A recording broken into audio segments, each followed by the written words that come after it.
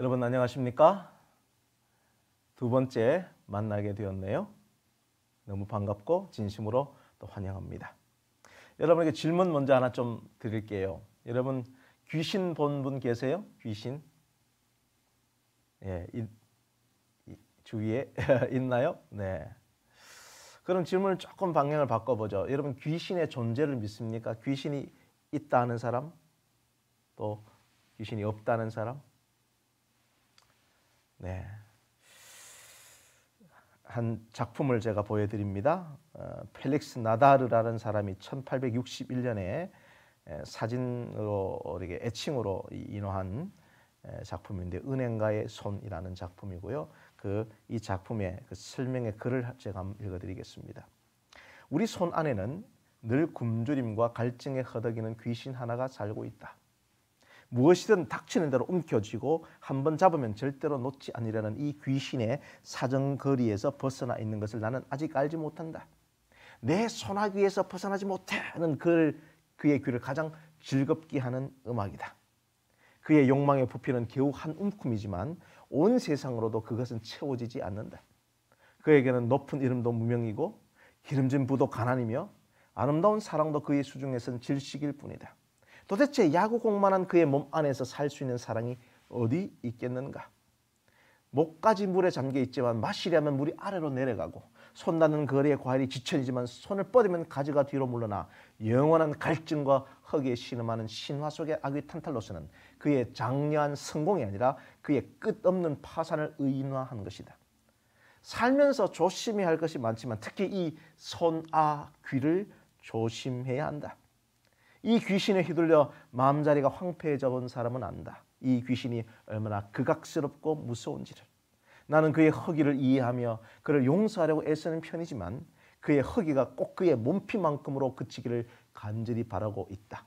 한평생 돈을 움켜쥐고 세던 은행가의 손이 쉬고 있다. 손의 영혼 편안하리라. 귀신 어디 있어요? 우리 손, 귀. 이게 귀신이죠. 우리가 잘 아는 것처럼 앤드류 카네기가 죽기 직전에 기자들이 질문했죠. 당신은 만족하십니까? 그 세상에 가장 큰 부자로 사셨는데 당신 만족하십니까? 그때 앤드류 카네기의 대답이 뭐였어요? Just little more. 조금만 더 가지면 좋겠다. 여러분 이게 손악이고 귀신이죠. 여러분 오늘 성경 말씀을 좀 보도록 하겠습니다. 요한복음 6장 1절에서 6절까지의 말씀인데요. 제가 받들어 읽어드리도록 하겠습니다. 그 후에 예수께서 갈릴리 바다 곧 디베라 바다 건너편으로 가시매 큰 무리가 따르니 이는 병인들에게 행하시는 표적을 보미로라. 예수께서 산에 오르사 제자들과 함께 거기 앉으시니 마침 유대인의 명절인 유월절이 가까운지라. 예수께서 눈을 들어 큰 무리가 자기에게로 오는 것을 보시고 빌립에게 이르시되 우리가 어디서 떡을 사서 이 사람들로 먹게 하겠느냐 하시니 이렇게 말씀하시면 친히 어떻게 하실 것을 아시고 빌립을 시험코자 하심이라. 자 여러분 6장 1절에 그 후라는 말은 우리가 지난 시간에 살펴본 부림절 그 후를 말합니다. 부림절 한 달 이후에 여기 4절에 유대인의 명절 유월절이 된 것이에요. 자, 이 유월절은 유대인들이 가장 그들의 생각 속에 역사 속에서 가장 중요한 사건인 유월절 출애굽 애굽으로부터 이집트로부터 독립했던 사건의 아주 중요한 명절입니다. 자, 오늘 살펴볼 소위 오병이어의 표적, 즉 기적과 내일 살펴볼 이 물 위를 걷는 이 장면은 굉장히 중요한 배경적 이해가 필요해요. 자, 여기서 2절에 큰 무리가 따랐는데 이는 병인들의 행하시는 표적을 봤어요. 우리가 지난번에 살펴본 베데스다의 표적을 통하여 예수님이 그 병인들을 살리시는 표적을 본 거예요. 수많은 무리가 따랐습니다. 여기에 기록된 5,000명은 당시 남자의 성인 남자의 수만 셌기 때문에 여성이나 어린 아이를 살펴보면 약 2만 명 이상의 무리가 군집한 거예요.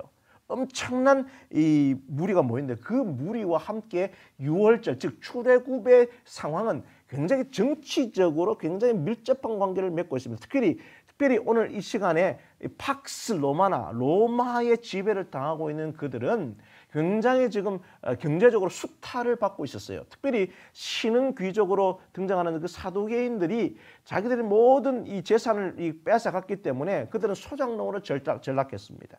그래서 그들은 로마의 압제 속에서 민중 봉기들이 일어났어요. 거짓 선지자들이 일어났고 선동가들이 일어났어요. 특별히 이 갈릴리 지역은 그 독립의 열망이 컸던 지역이기 때문에 이 수많은 사람들이 정치적으로 아주 유대 독립을 향하여 그들이 운집해 있었습니다.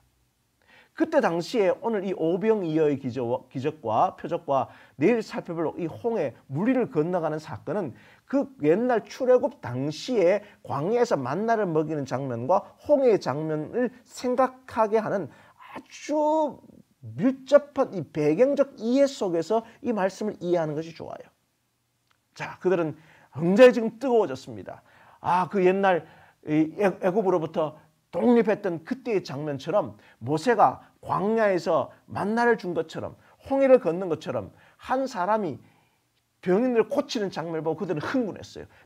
우리가 이제 이 로마에서 벗어날 수 있겠구나. 그 상황 속에 사람들이 엄청나게 지금 모인 거예요. 여기 보이시는 사진처럼 우리가 수년 전에 이 촛불 집회를 통하여 이 정치를 바꿔줘 하는 그 변화의 열망처럼 그들이 일어난 것입니다.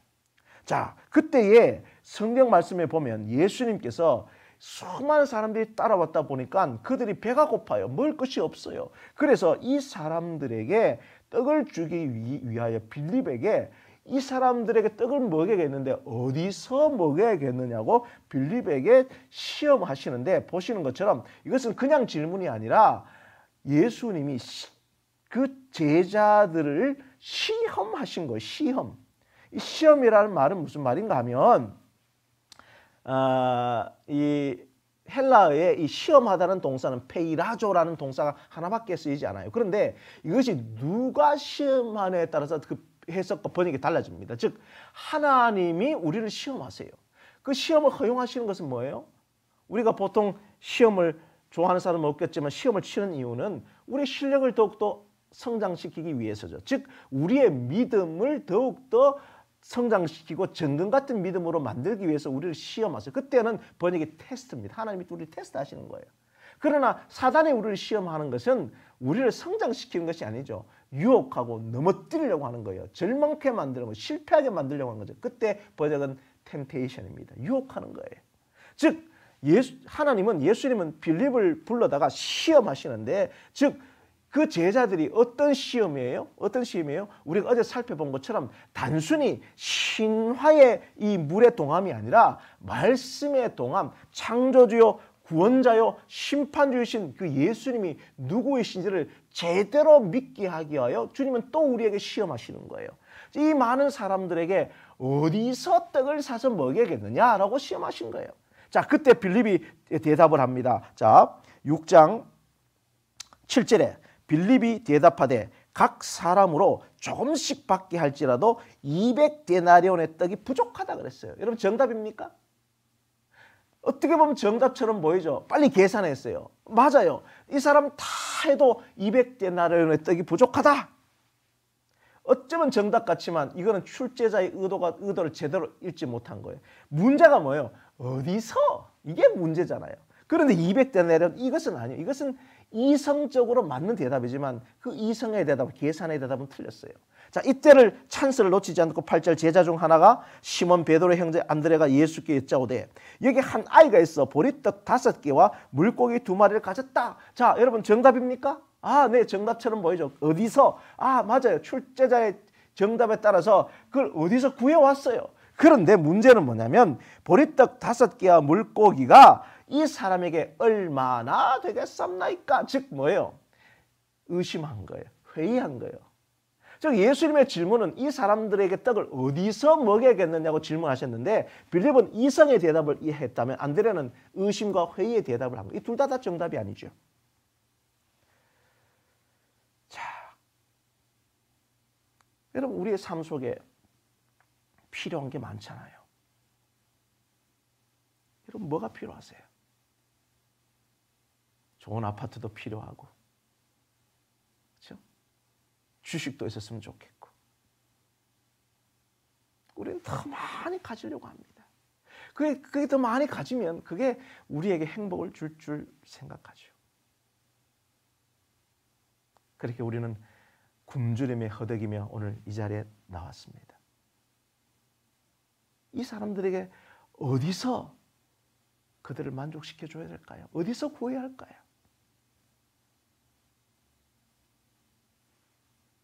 빠른 계산의 이성적인 대답도, 이거 뭐 별거 안 된다라는 의심의 대답도 정답은 아니겠죠. 자, 예수님이 우리에게 정답을 가르쳐 줍니다. 요한복음 6장 30절과 32절에 보시면 저희가 묻되 그러면 우리로 보고 당신을 믿게 행하시는 표적이 무엇이니까? 하신 일이 무엇이니까?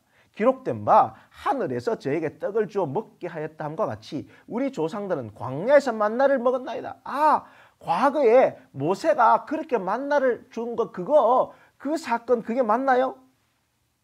예수께서 이르시되 정답 아니야. 진실로 너에게 이르노니 하늘에서 내린 떡을 모세가 준 것이 아니야. 그 정답 아니야. 누가 진짜 정답 뭐예요? 오직 내 아버지가 하늘에서 내린 참떡을 너에게 주시나니 하나님의 떡은 하늘에서 내려 세상에게 생명을 주는 것이니라. 그리고 정확하게 35절 이야기합니다. 예수께서 가라사대 누가요? 내가 곧 생명의 떡이니 내게 오는 자는 결코 줄이지 아니할 터요 나를 믿는 자는 영원히 목마르지 아니하리라. 여러분 무슨 말이에요? 예수님은 자기 스스로를 다시 정확하게 계시하는 거예요. 이 오병이어의 표적을 통하여 늘 목말라하고 늘 배고파하는, 더 가져도 만족하지 못하는 우리를 향하여 예수님 자신이 생명의 떡이고 나한테 직접 오는 사람이 뭐예요? 영원한 만족을, 영원한 충만을, 영원한 갈증을 해결할 수 있는 방법을 찾을 수 있다고 말씀하시는 거예요. 즉 진정한 출애굽은, 진정한 독립은 떡이신 예수 그리스도를 먹음으로 이루어진다고 예수님은 이 표적을 통하여 자기 자신을 계시해 주고 있는 것입니다. 여러분, 우리는 삶 속에 자꾸 뭔가를 가지면 이것이 우리에게 영원한 행복을, 영원한 만족을 줄 수 있다고 착각해요.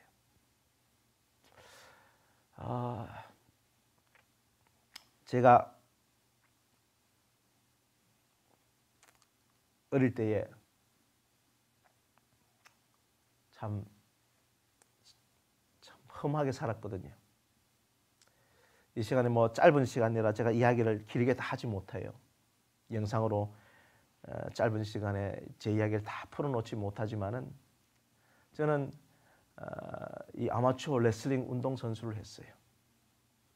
그런데 아시다시피 여러분, 운동선수가 한때 가장 중요한 것은 1등이죠. 금메달입니다. 그 금메달을 1등하지 못하면 아무것도 안 돼요. 특별히 우리나라가 갖고 있는 엘리트 스포츠 정책을 통해서 공부 안 시키고 안 하고 운동만 하기 때문에 그 운동으로 1등하고 성공하지 못하면 그 인생이 피폐해지는 거예요. 저는 그런 경험들을 통해서 너무너무 참 부모님이 원망스러웠어요. 어느 날 제가 대표 선수로 발탁이 되었는데 그 다음날 가보니 명단에서 빠졌어요. 왜요? 그 다른 친구의 부모님이 찾아와서 그 감독을 만나고 간 이후에 제가 떨어졌어요. 그때 제 삶이 너무나 분노했어요. 너무 원망했어요. 왜 하나님 저에게는 왜 좋은 부모님, 부자 부모님을 주시지 않았습니까? 저는 제 삶을 원망하고 한탄하고 분노하면서 마음대로 살았어요. 담배를 피고 술을 마시고 있는 건 힘밖에 없기 때문에 온갖 싸움질하고 그렇게 살았어요. 아버지 나한테 해준 게 뭡니까? 부모님 나한테 해준 게 뭡니까? 제가 결혼하고 자녀를 낳아보니 그렇더라고요. 출장 갔다가 돌아온 길에 우리 아이들이 좋아하는 아이스크림과 과자를 사가고요.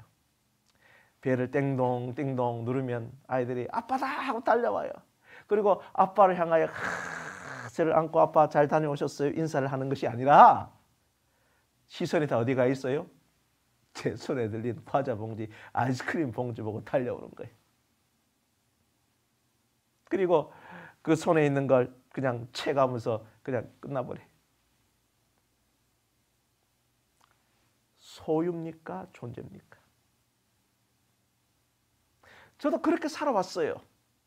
부모는 나에게 뭘 해줬느냐? 늘 나는 그 소유를 통해서 행복을 찾으려고 노력했던 것 같아요. 거기서 만족하려고 노력했던 것 같아요. 그러나 그거 얼마 가지 않잖아요. 좋은 핸드폰을 사도 좋은 자동차를 사도 좋은 집을 사도 그거 얼마 가지 않고 다시 우리는 허기 주고 목마른 인생을 우리는 경험하고 살아갑니다. 요한복음 6장 37절의 말씀이에요. 아버지께서 내게 주시는 자는 다 내게로 올 것이요 내게 오는 자는 내가 결코 내어 쫓지 아니하리라. 그렇습니다.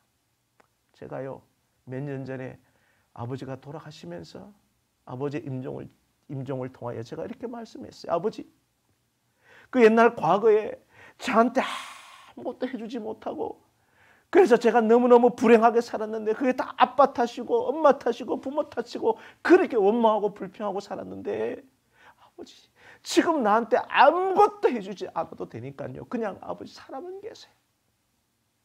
여러분 우리에게 참된 만족을 주는 것은 소유가 아니라 그 아버지 존재 자체였다는 거죠. 데이빗 시멘즈는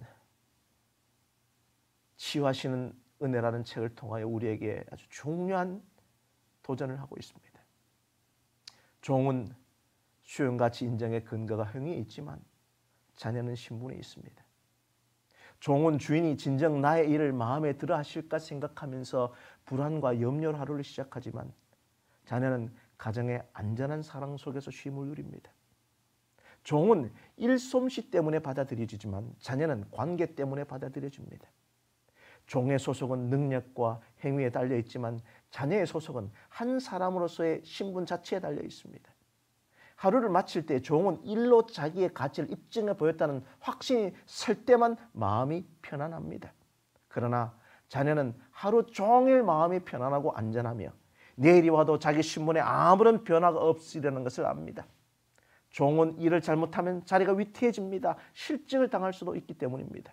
그러나 자녀는 실수를 하게 되면 부모를 속상하게 해드렸다는 것 때문에 마음이 아플 수 있고 꾸중을 듣고 훈계를 받을 수 있으나 버림을 받을까 봐 두려워하지는 않습니다.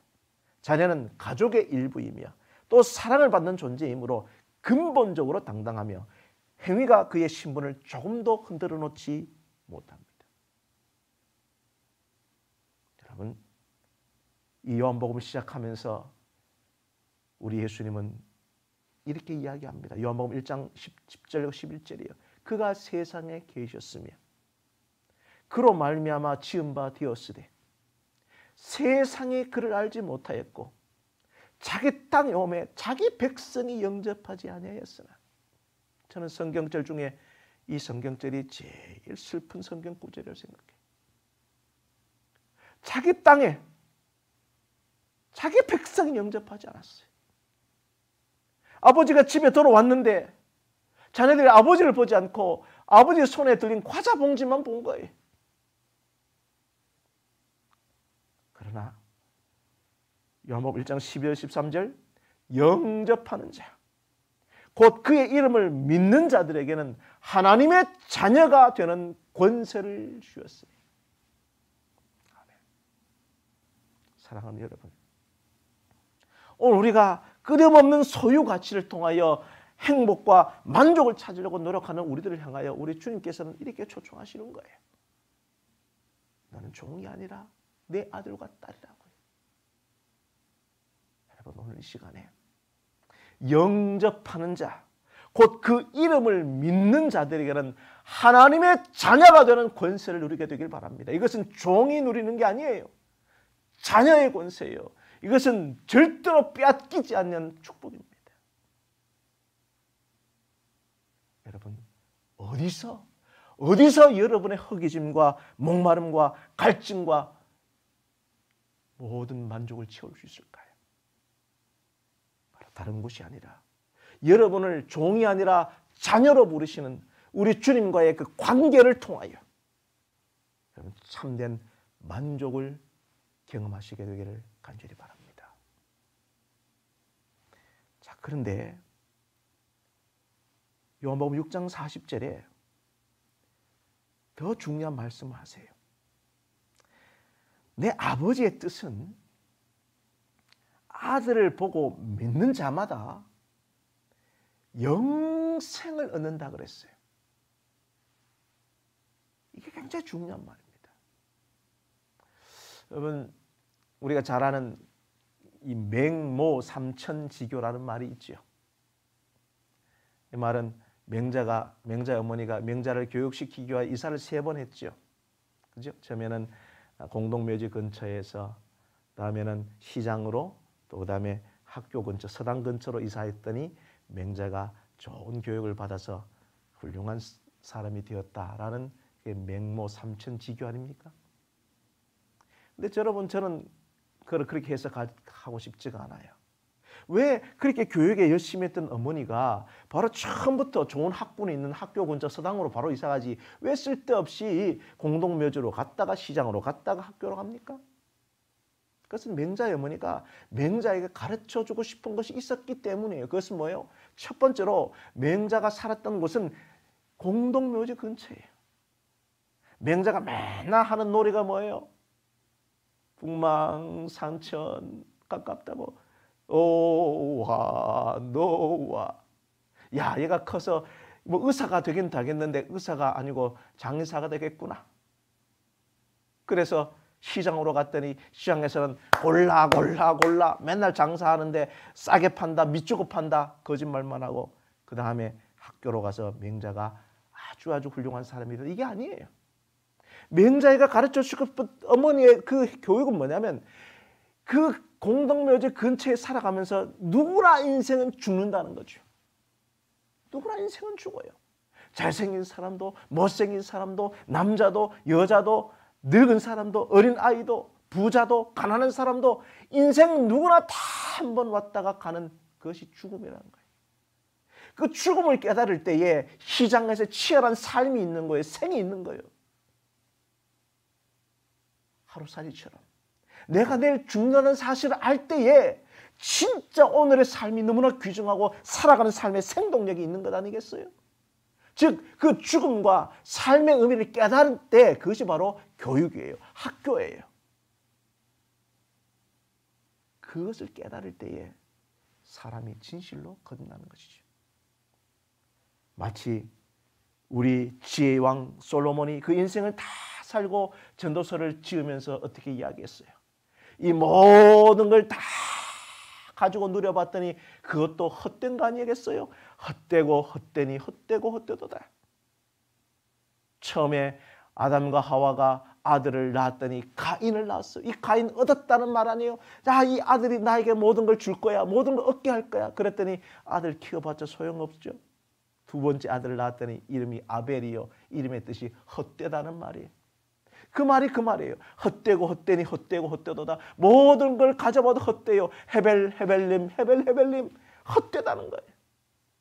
그래서 솔로몬은 전도서 12장 1절에 너의 창조주를 기억하라 그랬어요. 그 창조주라는 단어가 히브리 단어랑 똑같은 단어를 써요. 그게 무덤이라는 단어예요. 그래서 지금도 이스라엘 사람들은 이 전도서 12장 1절을 읽을 때마다 너의 창조주를 기억하라고 읽는 것이 아니라 너의 무덤을 기억하라는 거예요. 메멘토 모리. 그렇습니다, 여러분. 우리 주님께서 주시는 것은 내 아버지의 뜻은 아들을 보고 믿는 자마다 뭐요? 영생을 얻는 거예요. 예수님 믿고 죽은 사람은 마지막 날에 내가 이를 다시 살리시는 거. 즉 뭐예요? 우리가 하나님과의 관계를 통해 얻는 것은 단순히 손에 얻었다가 하루 지나면 핸드폰과 자동차와 집이 더 흥미가 없이 사라지는 것이 아니라 이 기쁨은, 이 행복은 영원한 것이란 말이에요. 그것이 뭐예요? 영생이에요. 있는 것은 다 죽어버리는 것이 아니라 영원한 생명이에요. 그래서 우리 주님께서 아주 특별한 이야기를 하시는 거예요. 특별히 이 이야기의 마지막 장면을 좀 봅시다. 요한복음 6장 12절에 저희가 배부른 후에 예수께서 제자들에게 이르시되 남은 조각을 거두고 버리는 것이 없게 하라 그랬어요. 여러분, 이 이야기는 뭐냐면 예수님이 무슨 환경 문제 때문에 음식 쓰레기 아끼기 위해서 다 먹고 남은 걸 거두라는 이야기가 아니라 그 과거에 출애굽 때에 모세가 준 만나는 그날 먹을 것을 먹지 못하면 그 다음 날은 다 어떻게 됐어요? 썩어버린단 말이에요. 그런데 예수님이 주는 참된 생명의 떡인 예수님의 주는 떡은 먹고 남은 것을 거둬서 12광주리에 남은 거예요. 이것은 썩지 아니하는 것을 말하는 거예요. 영원한 생명의 양식을 의미하는 거예요. 그래서 요한복음 6장 27절에 너희가 썩을 양식을 위하여 일하지 말고 영생하도록 있는 양식을 위해서 하라. 이 양식은 누가요? 인자가 예수님이 너에게 주리니 인자는 아버지 하나님의 인치신 자니라. 사랑하는 여러분, 오늘 이 시간에 여러분 어떤 걸 다 소유해도 만족하지 못하는 여러분을 향하여 주님께서 어디서 이 영원한 떡을 구하겠느냐고 질문하실 때에 영원한 만족은 생명의 떡이신 예수님한테서 온다는 사실을 깨닫고 그분 앞에 나가길 바래요. 그리고 하나 더, 이 떡은 상하는 떡, 썩는 떡이 아니라 영원한 생명, 끝없이 솟아나는 영원한 행복을 주는 떡이라는 사실을 우리 모두가 기억하고 여러분 예수님을 여러분의 개인의 구주로 꼭 만나고 그분을 선택하게 되기를 간절히 바랍니다. 1993년에 제작한 영화인데요. Alive라는 영화예요. 이것은 실제로 1972년 10월에 우루과이 대학의 럭비팀과 그의 관계자 가족들이 경기를 위해서 남미의 안데스 산맥을 비행기를 타고 통과하고 있었어요. 그런데 잘못된 사건으로 그 비행기 동체가 한 산봉우리에 안데스 산맥의 봉우리에 이렇게 충돌하면서 탑승했던 43명 중에 13명이 그 자리에 즉사했고 나머지는 그 눈 사태의 그 추위와 기아 속에서 한 사람씩 죽어갑니다. 결국 45명 중에 16명이 72일 만에 구조된 그 실화를 다루고 있는 영화가 바로 이 Alive라는 영화예요. 그런데 사람들이 이 사건을 통해 열광했어요. 어떻게 72시간 동안에 그 추위 남미의 그 안데스 산맥의 그 눈 사태 속에서 어떻게 생존할 수 있었느냐. 돌아온 사람들 향하여 박수를 치고 그들이 영웅이 되었어요. 그런데 조사를 하다 보니까 어떻게 이 사람이 그 추운 데에서 이 사람들이 살 수 있었는가 봤더니 그 죽었던 동료들의 그 인육을 먹고 버티고 살은 거예요. 순식간에 여론은 바뀌고 이 사람들이 국민의 영웅이 아니라 어떻게 인간의 도리로서 사람의 살을 어떻게 먹고 살 수 있느냐 비난하기 시작했어요. 그때에 폴 리드라는 사람이 그 생존자를 만나서 자세한 이야기를 듣고 그들을 취재하고 책을 쓰게 됩니다. 그 내용의 한 부분이 이렇게 돼 있어요. 내 동료들이 우리들이 그 추위에 싸우면서 배고픔과 싸우면서 이겨갈 때에 우리는 함께 하늘의 별을 보며 기도했다고. 그리고 죽어가는 그 친구들이 나는 지금 죽지만 나는 꼭 살라고. 내 죽은 이 몸에 살을 먹고 피를 먹고 나는 죽어도 너는 살라고. 그렇게 부탁했다는 거예요.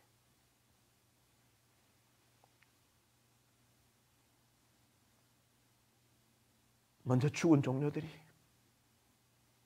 나 때문에 너가 산다면 내가 기뻐할 것이라고 이야기하는 것이죠.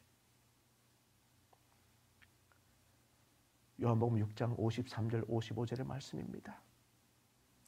내가 진실로 너에게 이르노니 인자의 살을 먹지 아니하고 인자의 피를 마시지 아니하면 너희 속에 생명이 없느니라. 내 살을 먹고 내 피를 마시는 자는 영생을 가졌고 마지막 날에 내가 그를 다시 살리리니 내 살은 참된 양식이요 내 피는 참된 음료로다.